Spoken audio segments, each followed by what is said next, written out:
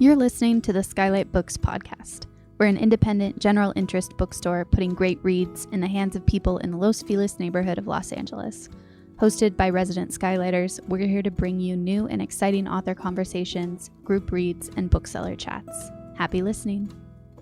Hi, everyone. Welcome to the Skylight Books Crowdcast channel, excuse me, this digital space. We're really excited to be here this evening to celebrate Be Not Afraid of Love with Mimi, Zhu, and Jonny Sun.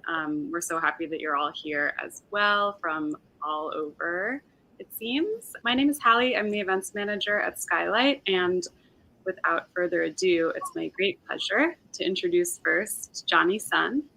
Jonny is the New York Times bestselling author of Goodbye Again and a screen and TV writer who wrote for the Emmy-nominated 6th season of the Netflix original series BoJack Horseman. He is the author and illustrator of Everyone's an Alien When You're an Alien Too, and the illustrator of Good Morning, Good Night by Lin-Manuel Miranda. He is currently writing for a new to-be-announced hour-long drama series about technology, as well as developing his own film and TV projects. As a doctoral candidate at MIT. Oh no, it's still going. Okay. That's good. That's great. And a creative researcher at the Harvard Metal Lab. His research focuses on place and community online. He has a master's degree in architecture from Yale and a bachelor's degree in engineering from the University of Toronto. Mimi Zhu, they, them, is a queer Chinese-Australian writer and artist. They explore the many intersections of love and fear, and they facilitate workshops that are dedicated to the healing power of the written word. Their work has been featured in the New York Times, Paper, ID, The Guardian, Printed Matter, Vice, and more. They are based in Brooklyn, New York. Please join me in giving Mimi a huge welcome to the stage. We'll get off with the reading. Yay. Hi, thank you so much for that introduction. Thank you, Jonny, for being here, and thank you everyone for tuning in all across the world. I love how everyone is dropping their locations. Please keep doing that if you feel comfortable, because it's really beautiful how we use the internet as a tool, as complicated as it is, to connect with each other from the distance that we have between each other. So hi to everyone, and thank you for being here. As you may know, I just released my book, Be Not Afraid of Love, last Tuesday. And I am so grateful to everyone for showing support, because this has been a project from the heart and from the deep wells of my spirit. And I'm going to do a reading today from the chapter Miracle. And I want to give some context to people for those who haven't read the book yet. Of course, it's only been out a week. But the book essentially is about recovering and healing from an abusive relationship and dealing with and surviving intimate partner abuse. And that has been a journey that's allowed me to deconstruct and reconstruct everything I knew about love through nature, through queer community, and most of all through myself. So the beginning of the book kind of details the toxic relationship, especially an assault that I survived around 5 years ago now. And it's been a really long, arduous, beautiful, treacherous, honest, moving journey. And so today, because I feel quite overwhelmed, but I feel very miraculous that I have survived and that I got to make this art, create something. I want to read to you about miracles, because I believe that my survival was a miracle. I believe that us being together right now is a miracle. And I believe that being able to breathe through the chaos and uncertainty is a miracle as well. So I'm going to read from the chapter Miracle right now, which is one of my favorite chapters. And feel free to read along with me if you have a book with you.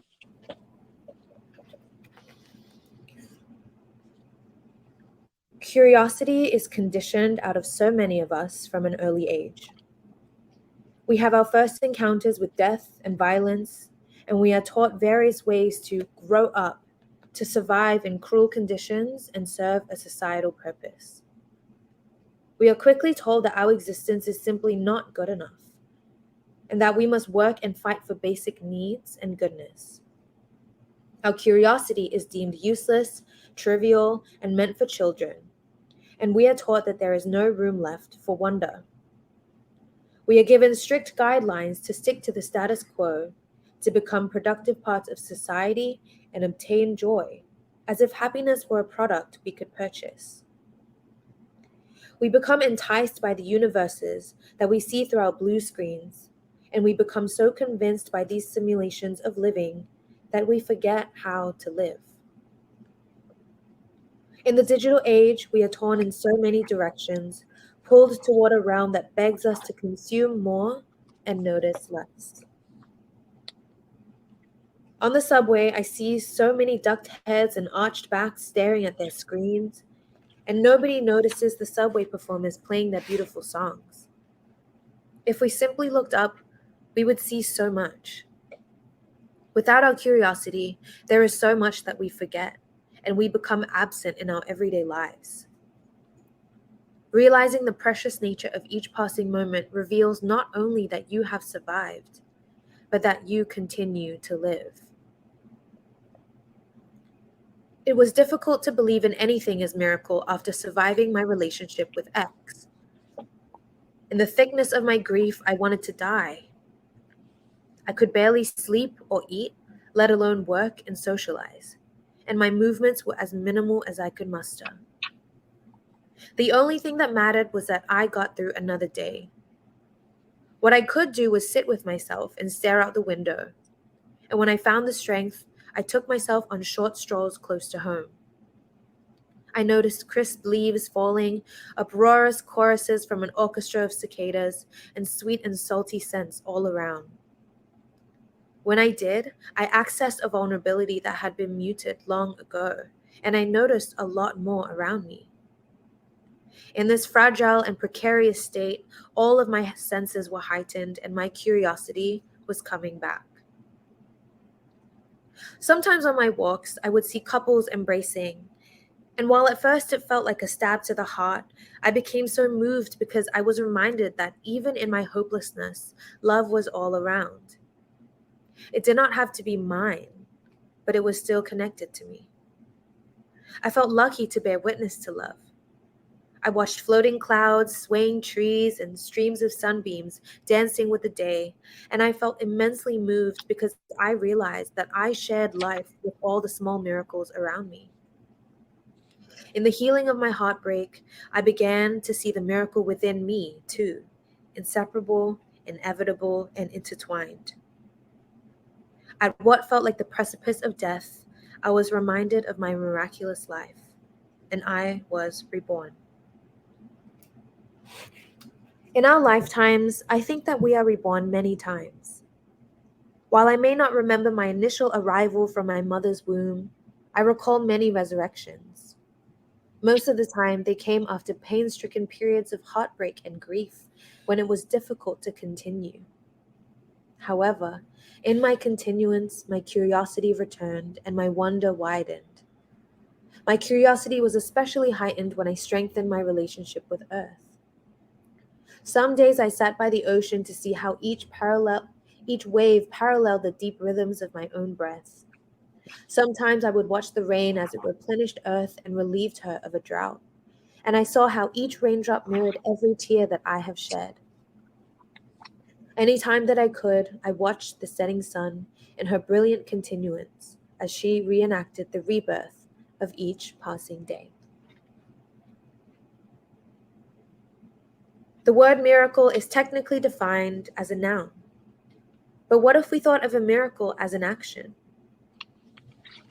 In the same way that bell hooks describes love as a verb, what if we believed that we are engaging in miracle as a movement and that we are constantly miracling with every sacred breath?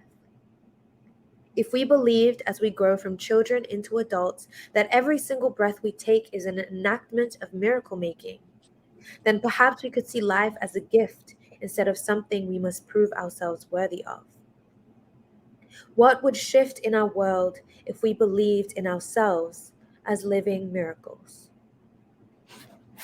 Thank you.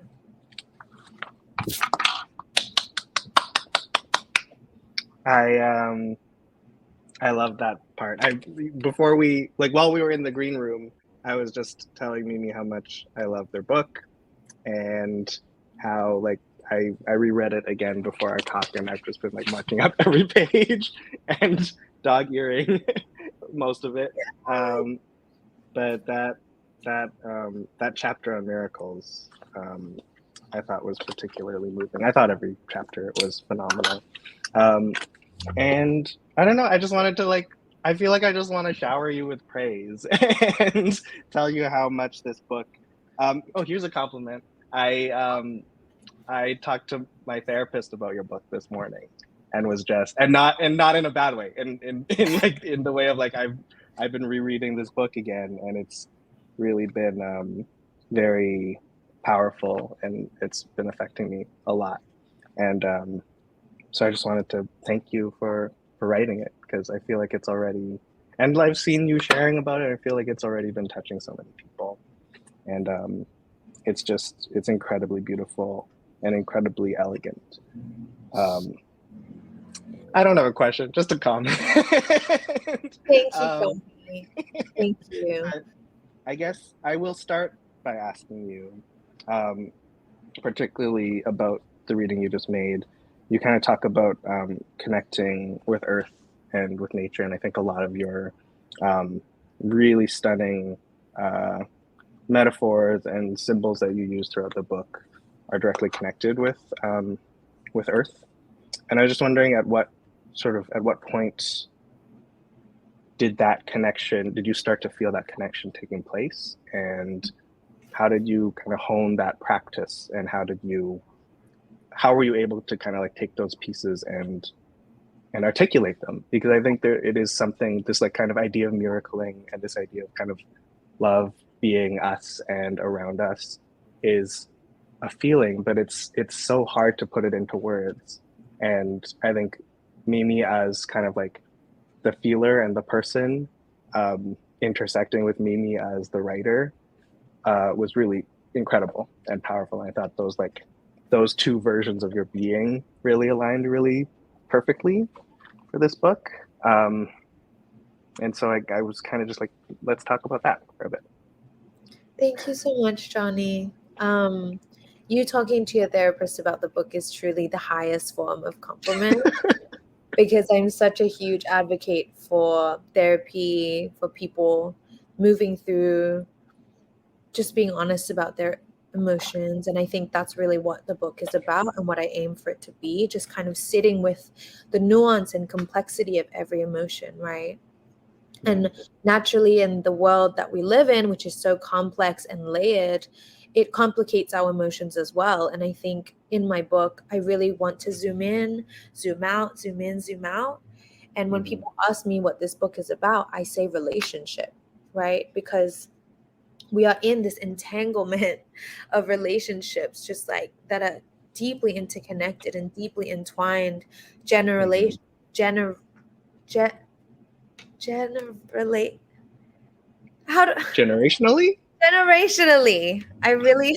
I was like, what am I saying? That was a tongue twister. Yes, I glitched. That, and spiritually too. I feel like it's just an ongoing plethora of emotions that are kind of unwinding and causing these beautiful interconnections. And I think that actually starts with ourselves.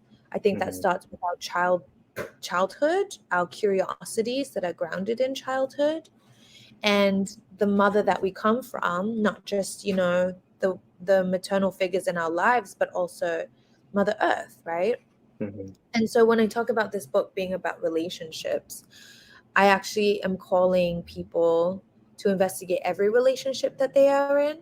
And I think something that really clicked for me was that as I was writing about my relationship with X, which was a relationship that took so much space and time and weight in my life, I actually had to then explore my other relationships in my life, not just with my friends, my family, but also with the state, with state violence, right? With immigration, with white supremacy. And then on top of that, investigating my relationship with Earth and climate change and global warming and all of those things. And while that all seems like an interconnected web, while I'm looking at all these relationships, I'm seeing the core of it. And at the core of it is like me and my fear and my love. Mm-hmm. And the kind of force that is feeling that fear and my love a lot of the time is my child self. Mm-hmm. So that's like a very like long-winded way of basically saying that I think returning to Earth can be a very simple act, but we live in such a complicated society and world that tries to make us forget about the simple miracle of Earth. And so the way that I reconnected with Earth was getting in touch with my childhood self again, in the ways that as a kid, I'd go to the beach, right? And I'd put my toes in the sand, right? As a kid, I would put caterpillars in jars and watch them morph into butterflies. Like it was these simple miracles that I was actively miracling with, that I wasn't separated from. And I think as I grew up and I got more cynical and it got more complicated, I got to a place where I genuinely wanted to die. And I was like, what is the most simple thing I can do right now? The most simple thing I can do is look at a leaf the way I did as a child, right? Is to be by the ocean the way I was as a child and just feel its energy move with me. So it's in a way returning to basics, but that's not an easy task, because I think the very simple things in life have kind of been taken away from us, and it takes intense healing, intense dedication, intense solidarity and support to return to something so beautiful and miraculous.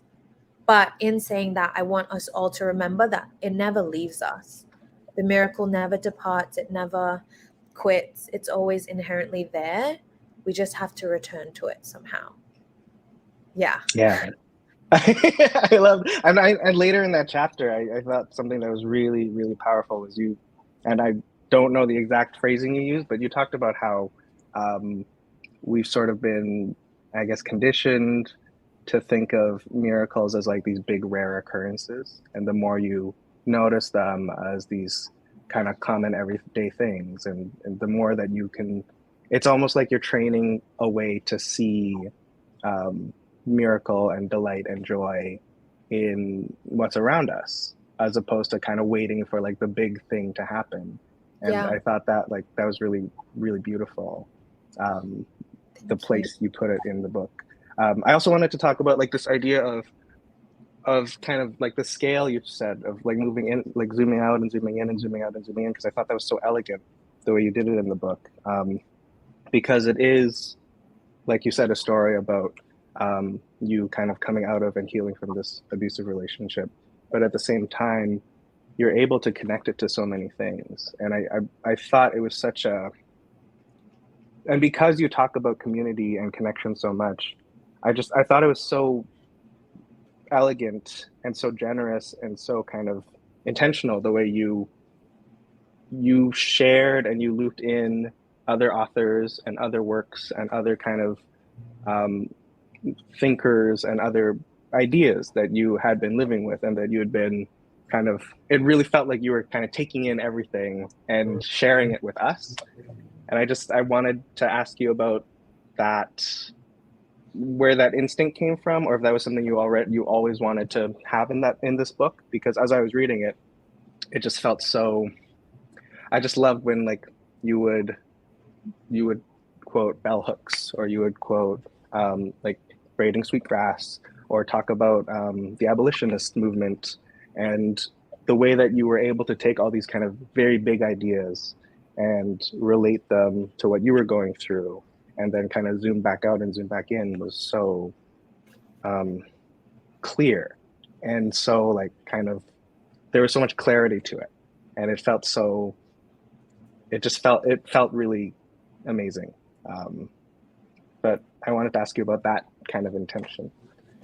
Thank you so much for saying that. And it feels really good to have that be read as clear, because I definitely thought, I was nervous about that. I thought, does it feel like I'm jumping around, but I think something that obviously is part of the book too, is that so much is non-linear, right? And so much of healing is non-linear. And I think for me, I really wanted to be dedicated to writing this book as a person who's experienced trauma, as a survivor, as a miracle, right? As a reader, a learner, a student, and a community member, right? I'm all of these things at once, and I wanted to bring all of those elements and dimensions of my identity into that. Because I think it's really important to not only, of course, always speak from the I, especially when I'm speaking on really big topics or touching on topics like abuse and intimate violence, to speak from my own experience, right? And to never feel like I'm speaking for anybody or telling anybody how to feel or what to do, because everyone's experience is so personal and intimate and theirs to hold. While at the same time, the energy that kind of transmuted itself in my survival, the realizations, the revelations that I had, was through learning from the relationships around me, learning from the books that were gifted to me, that I happened upon, that I wanted to read for such a long time. And it felt like I was in dialogue with Bell Hooks, with Audre Lorde, with Thich Nhat Hanh, with Robin Wall Kimmerer. It feels like they were holding my hand, and they didn't even know that. With you, Jonny, the way that you write about mental health and the simple delights and the miracles that you see in everyday life, that feels like you holding my hand as I move through my healing. I think that's a gift that writers really, I hope that all writers feel proud of that ability to communicate in such an intimate way. And for me, I wanted to communicate in that intimate way with all my readers, while at the same time being like, this thought did not begin with me. And I could not have gotten to this place without the teachers in my life and the relationships who, honestly, I think have been the greatest teachers and will continue to be the greatest teachers of my lifetime, of my work. So I think, again, this book being about relationships, I wanted to show all the relationships that I have in this book. Whether I personally knew them or not, I feel strongly connected to every single person that I sourced, that I acknowledged. And my really good friend Nema Gethere, they're a guerrilla theorist, and they wrote this piece a while back talking about rigorous citation, especially of Black feminist writers. And I do feel like it is part of our ongoing history that especially Black and brown writers, Black and Indigenous writers, are constantly overlooked, erased, from this, from history, from literary history, from art history, all of it. And so I think it is my role as a writer to be very rigorous and intentional in the words that I cite and the ideas that I reference, because it definitely did not start with me, and I'm just transmuting and translating it through my own personal experience. And I'm so grateful for every thinker, feeler, teacher who has come before me, and I always want to be grateful for that. Yeah. It makes me think of the last line you wrote in your acknowledgements. Well, the last two lines you write, and this is, I feel like this isn't a spoiler, even though it's the end of your book. But you're right. And finally, thank you to my ancestors for bringing me into being and guiding me into this sacred existence. And then you say, one day I will be an ancestor too. And I thought that was really striking, because, like you said, I feel like this book, I felt like my hand was being held as I was reading this book, and I was just moved by imagining how impactful and how meaningful this book will be, and it already is, to so many readers. But I also wanted to point out, I guess the question that I'm going to lead into in a very clumsy segue is, I love reading the acknowledgement sections of books, and I feel like I always try to sneak in a last essay in the acknowledgements, and you did that very well, because it made me feel like I could feel how kind of connected and grateful you were to everyone that you mentioned in here. So I guess I want to hear a bit more about the process of like the process of the community that helped you write this book specifically, your editors, friends of yours who are writers, kind of and also just because I think because I'm so struck by how elegant this is, I'm just like, I want to know. I have to believe that it didn't just come out all at once, because it's so Yeah. humbling as a writer for me to be like, oh my gosh, this is so clear and elegant and um, beautiful. And like I think for my sake, I need to hear that there were a lot of drafts or that there was a process involved to it. Just because I want to hear about that, and like what when you had, I guess when you had pitched it, or if you had pitched it, even what sort of was that book originally in your mind, and when did it change? Was it always going to be kind of this kind of telling of your relationship with X? Was it always going to be modeled after the stages of grief, or when did those kind of start to come into play, and when did that start to become clear? Yeah, I love that you use the word elegant to describe my writing. Like, it means so much to me because I write about really messy shit. Like, that's kind of what I think a lot of my writing has veered toward. I, Mm-hmm. have read some of my old newsletters and my older pieces, and I think there was always a part of me, especially when I was younger, that was a little scared to show the more messy, uncertain, ugly shadows, right, that I have dealt with, that I've been confronted with. But I think as an artist who has grown, as a person who has grown, as a spirit who has Mm-hmm. grown, I've become a lot less afraid of the shadows that I know, are with me.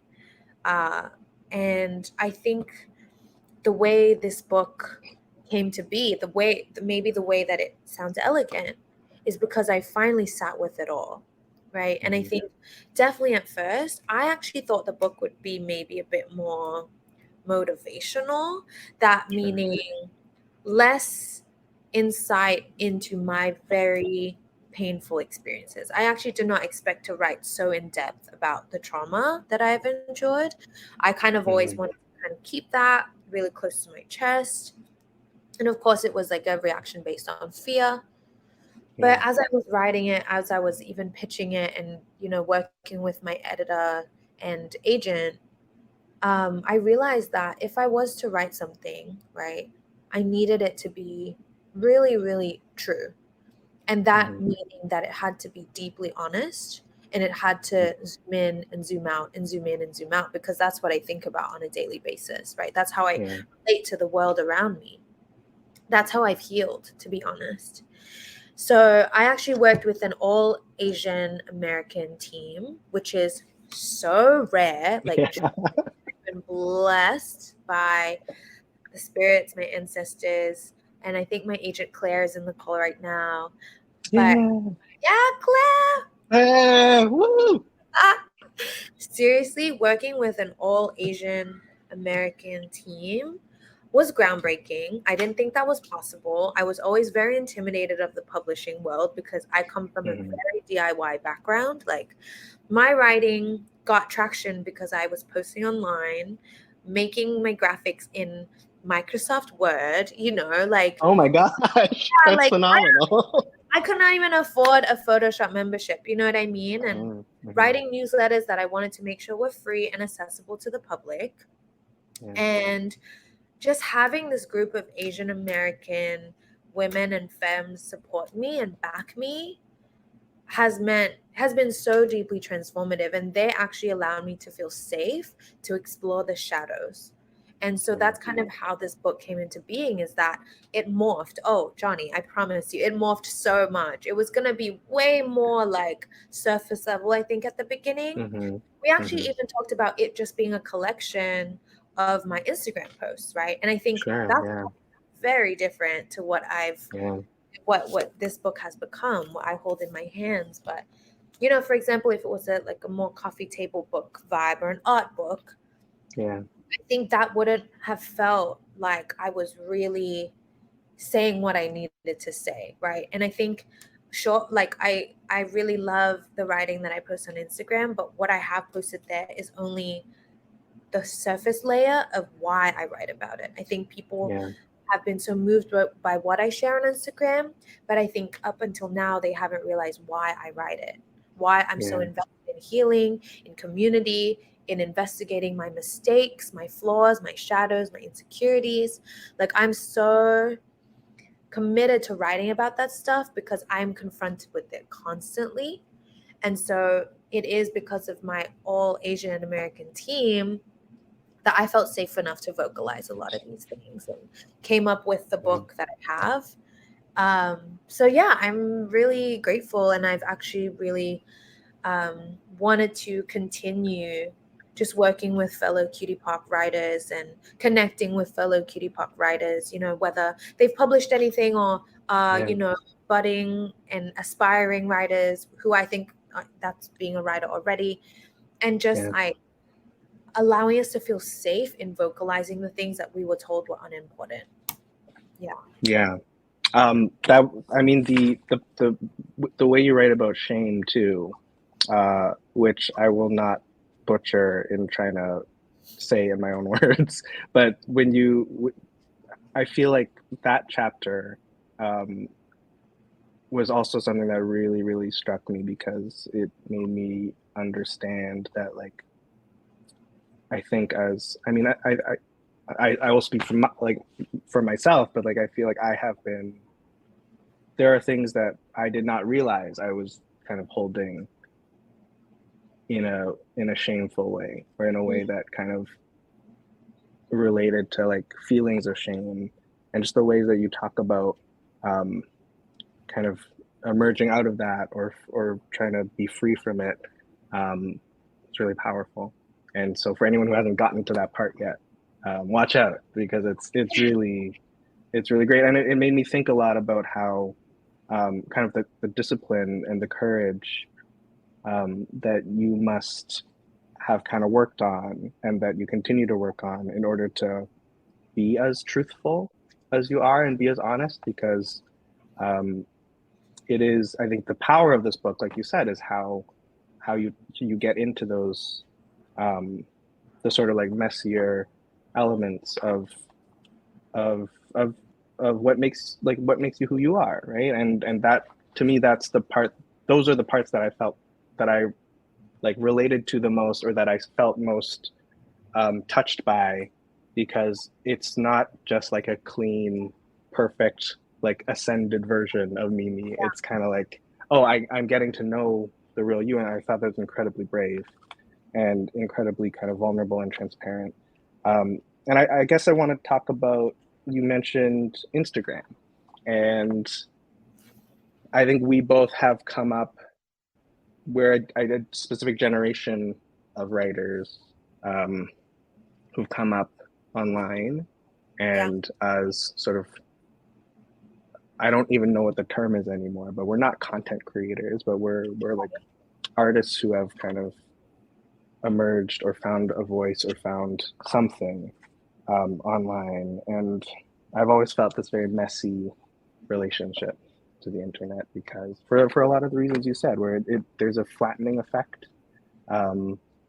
There is, in the book, you talk a lot about, and I really appreciated this, the kind of like capitalistic forces that like our current internet culture is built on, and how it's a tool for separation and a tool for flattening. And even though it promises connection, it kind of morphs it. It poisons that kind of idea of connection. But there is a paradox, because that's how we found each other, right? That's how I can speak for myself. That's how I found most of my peers and friends and people I look up to and respect.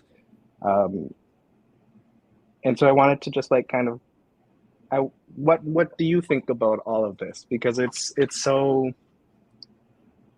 I will say that I've started to sort of divest from producing work online, just because at some point it starts to feel like I mean, I think the process of writing books, which do let you explore things with more depth, it sort of lets you kind of see the matrix of the internet a little bit too clearly. Yeah. And it kind of, to me, I'm like, oh, I don't know how to, I thought I was being honest for a long time. Yeah. But now I don't know how to, because it feels so, like you said, so surface level. You can't get that much. Yeah. And it's something I've been struggling with a lot. So I wonder if you're struggling with that too. Thank you for sharing that, Johnny, because I mean, it is the both end of it, right? It's very complicated, and as much as we are grateful for the internet and the tool that, you know, the way that we have used that tool, at the same time, I think we're very aware of its limitations and honestly, sometimes its harm. And I think for me, the internet is such a boundaryless space. You know, there's no boundaries there. Like, people say whatever they want, feel, and then just rapidly type it out. And it can get really turbulent and really chaotic and really overwhelming. And for me, I'm so grateful every day for the ways and the people that I've connected with through the internet.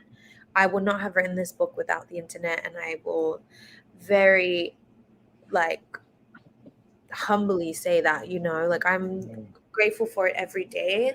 At the same time, if I didn't have boundaries with it, it would completely destroy me.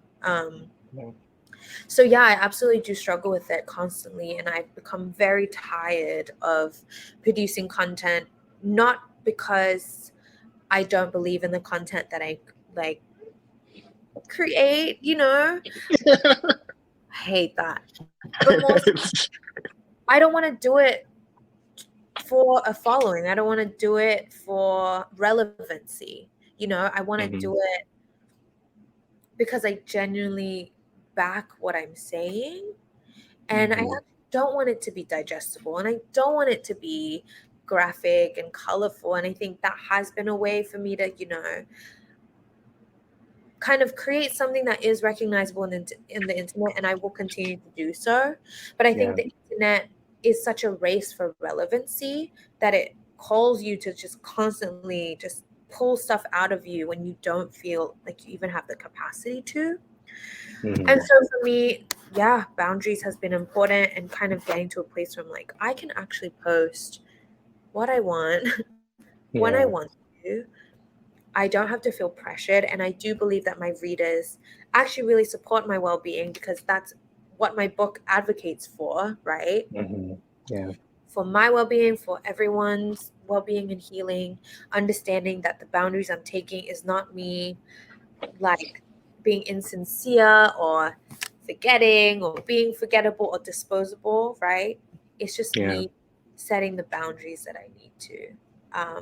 That being said, it's easier said than done, and it is part of survival too, right? It's a part of paying rent, you know, like it's really real. It's really real. And kind of going back to your initial thing about shame, like, I don't want to feel ashamed for doing the work that I need to do also to live, to pay my rent, to pay my bills, while at the same time really hoping that people understand the boundaries that I need to make to survive in such a turbulent, intense internet world, especially as you get more visibility, more traction, more supporters.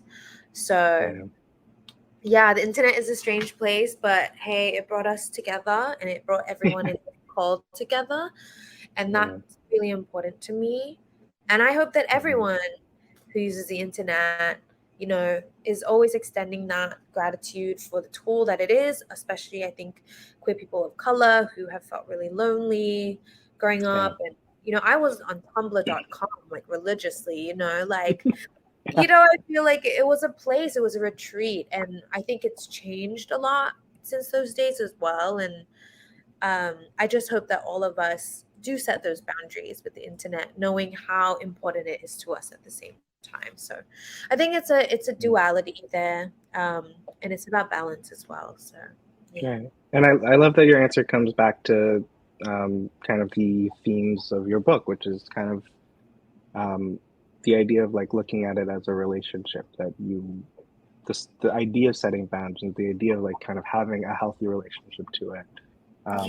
Because the thing I was thinking of, as you were saying, and which you mentioned, was that for marginalized writers and marginalized people, it was the greatest joys I feel are when I feel connected, that this is the only way that I have to feel connected in certain ways. And there's that, like, the power of that is sometimes really hard to grapple with when you're also looking at it as like, well, are they capitalizing off of that? How are they trying to, like, how are these platforms making those feelings feel even more intense in order to get you to continue to be on it, and in order to, like, kind of get you to lose your boundaries to it. And so I don't know, it's complicated, but I appreciate what you said about it. Yeah, that's all so real. And I think as marginalized people, as queer people of color, I think you have to use the tools that you have, even if it's not as much as, like, I don't know, a more privileged person would get. And I think for me, like, the literary world really did not pay attention to me for a while. Right. I didn't like, they weren't paying attention to my work and my writing, and I got so much rejection, and I felt that imposter syndrome, right, of like feeling like an Asian person whose story was kind of cast aside or was not tokenized even, right? Like, I feel like there's so much tokenization when it comes to all kinds of media, and I felt like for a long time my work was not considered important or paid attention to by a lot of, like, white literary spaces. And it was through kind of honestly going to, like, the Asian American Writers Workshop and sitting in on, like, talks like this, and just listening intently to the way, fellow Asian writers and Black and brown writers kind of got their beginnings. So much of the time, honestly, I've learned that it's through really hard work and through connecting directly with people. Like, for me, like, the internet has been such a precious tool because it's allowed me to connect directly to people. And it wasn't like, for example, a publisher who saw my work and was like, yes, we want you. It was actually the people who supported my work, right, that allowed me to have a following, that allowed me to have a platform, where publishers saw that and they were like, oh, the people really like this person, the people like this thing, right? So I think it's the people that got me to where I am today, and I wouldn't have connected to the people without the internet. And in that way, it's felt really DIY. It's felt really, like, connected, and it's felt like a practice that aligns with what I think about community at all times and how I want to keep moving forward with community. I think as much as I am grateful for any literary recognition I get, any prestige, I'm more invested in the people. Yeah, that's incredible. And I commend you for, like you said, this idea of, oh, I'm gonna do a book based on my posts. That, like, initial, I feel like that was my initial first thought of, like, when I was starting to think of a book. I was like, I'll just make it a book of tweets, and kind of like the evolution that, because I unfortunately I feel like I have a lot of, I guess I'd say sometimes I notice that the evolution doesn't always happen. But I commend you that you've really grown, and, like, this feels like such a, like, an ascended kind of product, or ascended kind of work from you. I wanted to ask you about, kind of sticking to this theme of, I guess, like, the DIY-ness and the community of it. These illustrations, I understand, are you worked with an illustrator on them, and I was wondering if you could just talk about a little bit about, because I am also an illustrator, and so I'm kind of very deeply kind of interested in the process of this, of who this illustrator is to you. At what point did you know that you wanted your pieces, each of these pieces illustrated, and in what ways, and how you worked with them? That is my good friend Somnath Bhatt. I will link their Instagram in the chat. Like unreal. Incredible. They're breathtaking. These adds such an element to the book, adds that visual aspect. We came up with a bunch of keywords. I came up with a bunch of keywords for the chapters, and without reading the book yet, because I wasn't, ready to share it, they knew. They just knew, and we are friends. We hang out and we have a personal relationship, and I think there was also that really allowed the work to flow. Because we see each other as more than just artists that we admire, even though of course that is the relationship there, but we also see each other as, again, complicated people. And I think they saw me so thoroughly, and I knew that they would. And I told my publishers that I was really dedicated to hiring a friend, because there's no one I feel more connected to in this world than the people that I am close to.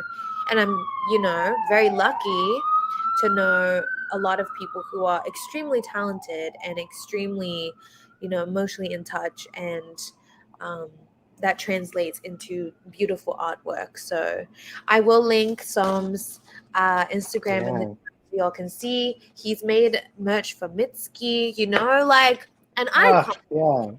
Icon, and also South Asian, and somebody who I love in my community. And I'm like, why would I want to uplift anyone else's work but yours? And also they uplifted my work through their art. So it felt like a moment of reciprocation. The ability to pay my friend felt so good,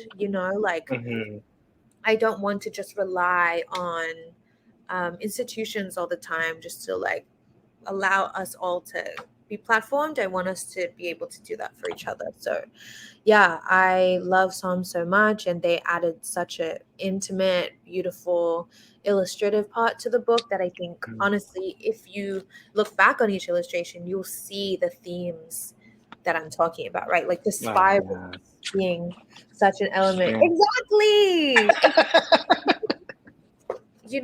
And I think that for me showed a deep understanding. So thank you for that. And let me link their stuff in the chat. But amazing.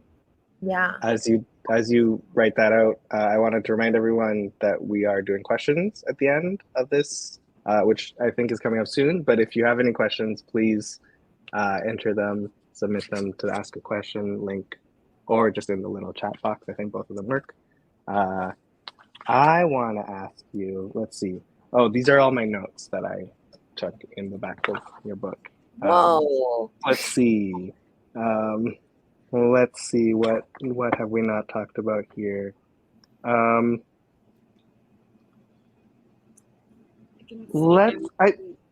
With an audience question, if you want to get started. Let's do that. So what are the main differences in your lived experience as a queer Asian between Australia and the US?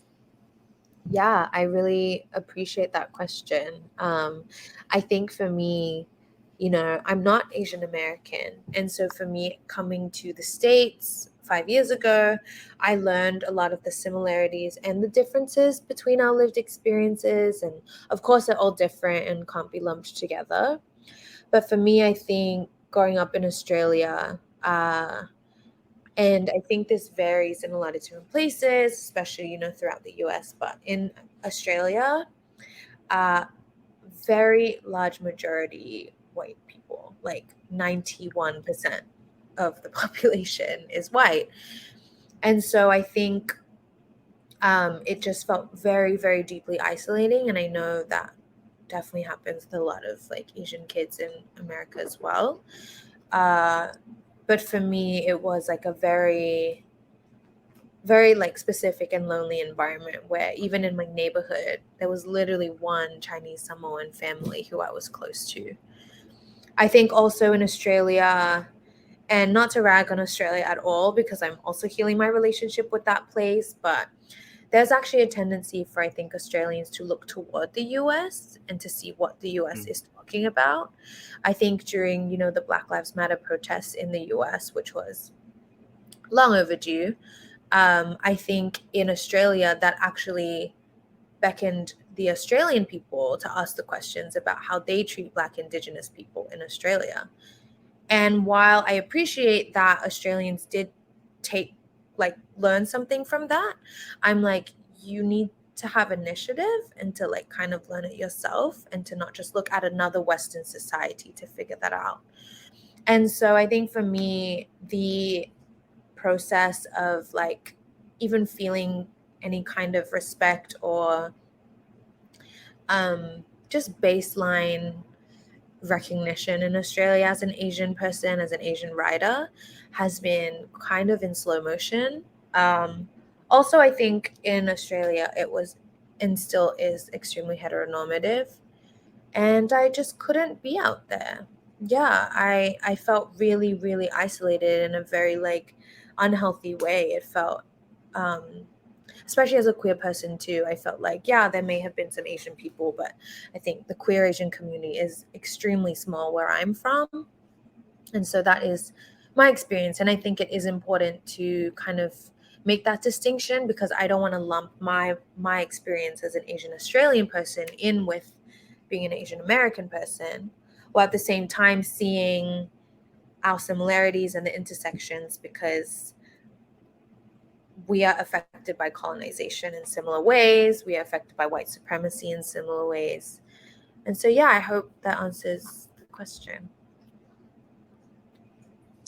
Speaking of this developing a healthier relationship to where you're from, and absolutely speak to this as much or as little as you want, but I was also very struck with the times your family comes up in the book, and your parents and your grandfather. The elements of your grandfather are so moving.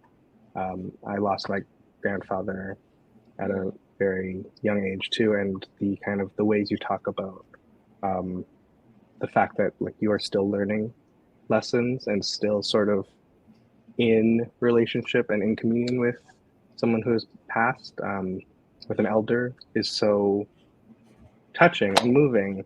And I just wanted to, and I think in your acknowledgements you also say that you are working, your relationships have evolved with your parents and your family, and you're working on that. And I'm wondering if you could share a little bit about that process.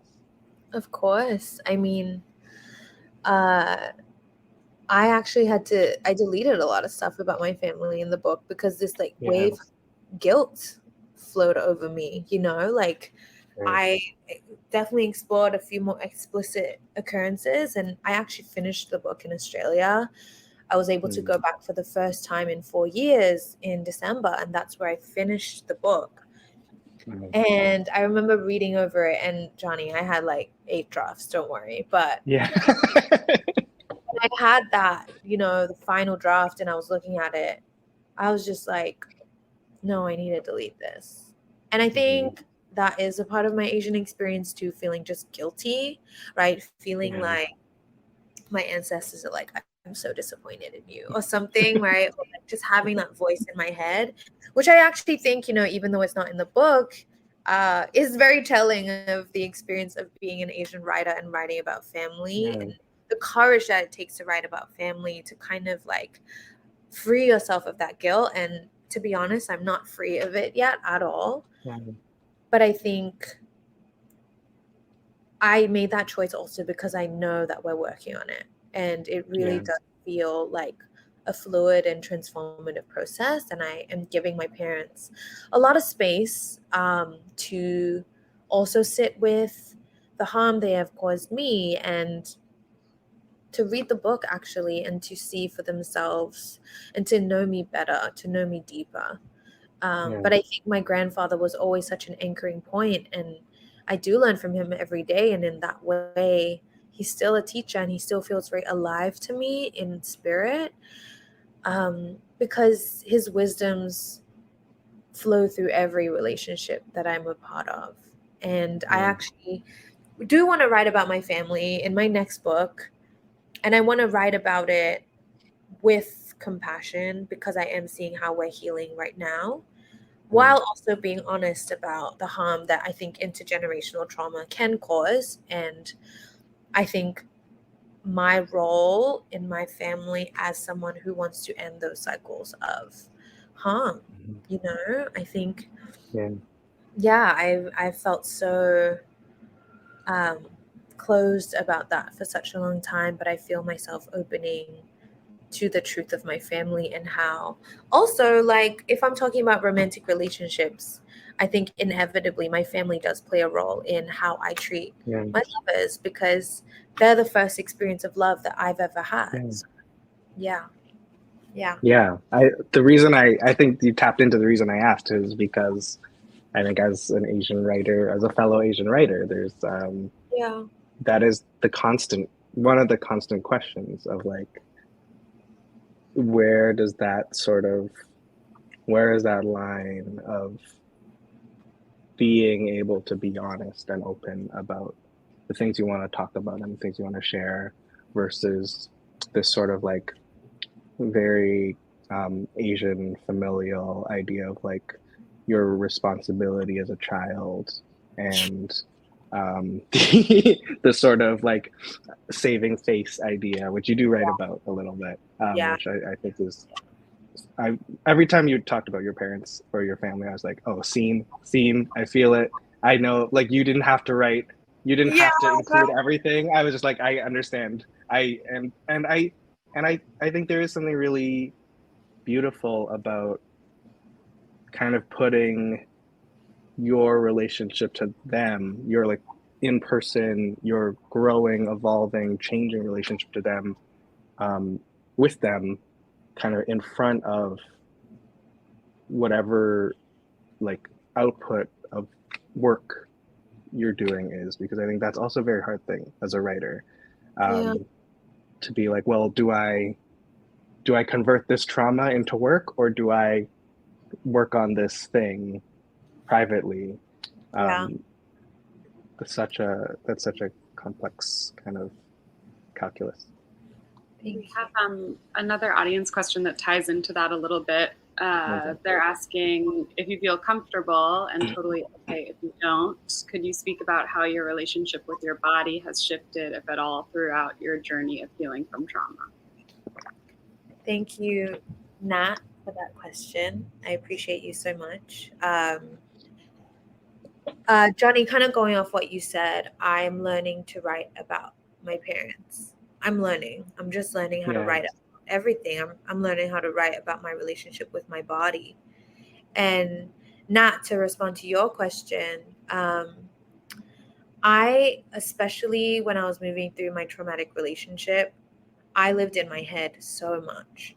It was like the place that my somatic memory returned to, where I would logicize everything. I just theorize and, kind of calculate everything in my head. And I lived in my head so much, it felt like I was sleepwalking, like I would just move from point A to point B, kind of in a trance. And I think in the last few years in my healing journey, which,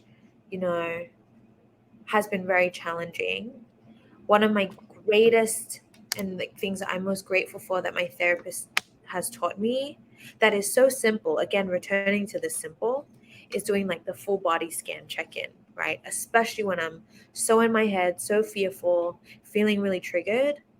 My therapist's voice basically, like, has kind of made a nest in my head, a really safe, warm place. And I ask myself, how am I feeling right now? Right? That's like baseline one. And second, where do you feel it?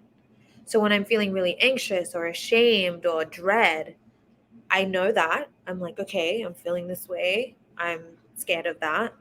And then I'm like, and I'm feeling it in my chest. I feel a lot of it in my chest, actually. I'm feeling it in my throat. I'm feeling it in my shoulders. And that helps me so much, because it helps me remember that I have a body. right? I think the thing about dissociation sometimes, especially when you're in a traumatized state, is that you don't even remember that you exist, right? You just kind of think that you're like this consciousness moving through the world, floating, but you're not, right? Your body is there. It's real. It's tactile. It's decaying. And for me, like, I got to really know my body and the ways that it shows up. And not only that, I also got to see and kind of discern, you know, if I felt this sensation in my chest, if I felt this heat in my ears, right, I could then do that check-in again and be like, oh, your body is feeling this way. Are you good? Right? So I guess that's how I would respond to that question. My relationship with my body has changed in the ways that I remember it again as a healing person. So I appreciate you, Nat, for answering that question. It means a lot to me. Fantastic. Do we have room for, can I ask one more question and then maybe that's a closing one? This might be difficult to answer because you mentioned in the book that love is a thing that sort of resists definition. But if you could you maybe just not even like what the all big definition is, but like today at this moment, sort of how are you defining love, and what is love? Just maybe for now. I know it's such a hard question, but I love when you talk about it. So it's beautiful. I think love is a state of embodiment. I think love is waking up and having the capacity to see that leaf unfurling in your pot, right? And seeing how it's connected to your life. I think love is being courageous enough to share what you're feeling with somebody else, even when it's not pretty, even when it's jagged and it's spiky. And I think love is honesty, always being around someone who makes you feel safe enough to be honest. Mm-hmm. So I think in ways, love is such a big embodiment, but it also comes in such small occurrences, right? In such moments of the day. And I've been experiencing so much of that lately, especially as the book comes out, like just having someone say like, thank you for writing this. I felt you, I resonated with you, has been so loving, because it's really felt like they're honest enough to tell me that, and I'm honest enough to receive it. So I think love is embodied. I think love is inseparable from us. I think it's a practice. I think it's everything. Yeah. Fantastic.